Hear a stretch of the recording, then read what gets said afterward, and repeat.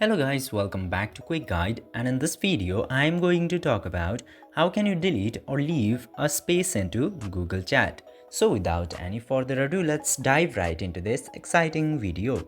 Now, in order to do that, you just simply have to open your Google Chat application, and after that you will get to see all of your space into this space section into your Google Chat.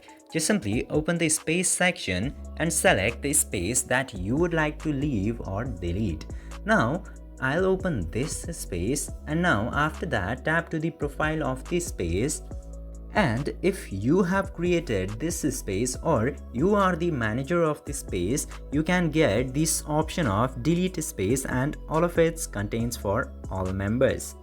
Now, if you want to delete this space, you can choose this delete option, which will be available to the space managers only. Otherwise, you can just simply tap to leave button right here and leave the space. And this way, you can very easily delete or leave space into Google Chat.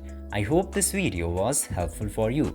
If yes, don't forget to like, share and subscribe to the channel to never miss another update. Thank you for watching the video.